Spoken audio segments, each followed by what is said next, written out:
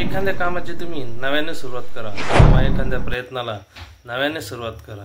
त्या पहिल्याच प्रयत्नात किंवा पहिल्याच कामामध्ये जर तुम्हाला अपयश येत असेल तर फारच अवघड आहे। होय, तशीच जर झाली दोन्ही ठाकरे बंधूंची। मुंबई बेस्टच्या निवडणुकीमध्ये दोन्ही ठाकरे बंधू एकत्र लढले। युती नाही केली तरी पण दोघे एकत्र लढून आणि मुंबईच्या बेस्टसाठी यांनी स्वतंत्ररित्या पॅनल तयार करून आणि नंतर दोन्ही एकत्र लढून मुंबई महानगरपालिका निवडणुकीपूर्वी आपले बेस्टमध्ये पहिले पॅनल उतरवले। अधिकृत घोषणा नसली युतीची तरी दोघेही स्वतःचा जोर लावून मुंबई महानगरपालिका निवडणुकीपूर्वी त्यांना बेस्ट निवडणुकीमध्ये पराभवाला सामोरे जावं लागले।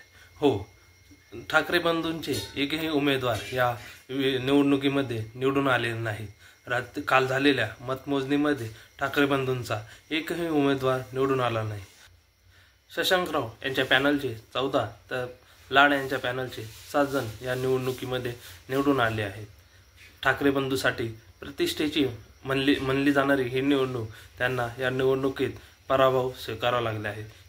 एकूण 21 जागा होत्या आणि त्यापैकी लाड यांना 7 तर शशांकराव यांच्या पॅनलला 14 जागा निवडून आल्या आहेत। ठाकरे बंधूंसाठी ही निवडणूक फारच प्रतिष्ठेची आणि दोघेही बंधू एकत्र येऊन मोठ्या गाजावाजाने यांनी ही निवडणूक लढवण्याचे ठरवले। त्यांनी जरी अधिकृत युतीची घोषणा केलेली नाही परंतु तरीही दोघे एकत्र लढून आणि एकाच व्यासपीठावरून त्यांनी मराठीसाठी एकत्र येऊन आता निवडणुकीसाठी सुद्धा एकत्र येण्याचे संकेत दिले होते। परंतु बेस्टमध्येच त्यांना पराभव आल्यामुळे मुंबई महानगरपालिकेमध्ये त्यांचे काय होईल ते सांगताच येत नाही।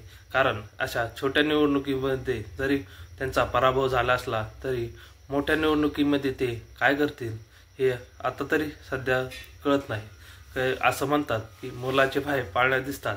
यावरून असे तर काहींचे म्हणणे आहे की मुंबई महानगरपालिका ठाकरे बंधूंच्या परत हातामध्ये येते की नाही, तर आपण ते मुंबई महानगरपालिका निवडणुकी वेळी बघूच। परंतु या छोट्याशा निवडणुकीमध्ये सुद्धा ठाकरे बंधूंना या निवडणुकीत पराभव स्वीकारावा लागला आहे हे मात्र सत्य। धन्यवाद। अशा नवनवीन माहितीसाठी आमच्या यूट्यूब चॅनलला सबस्क्राईब करा आणि जास्तीत जास्त लोकांपर्यंत पोहोचवण्यासाठी शेअर करा। धन्यवाद।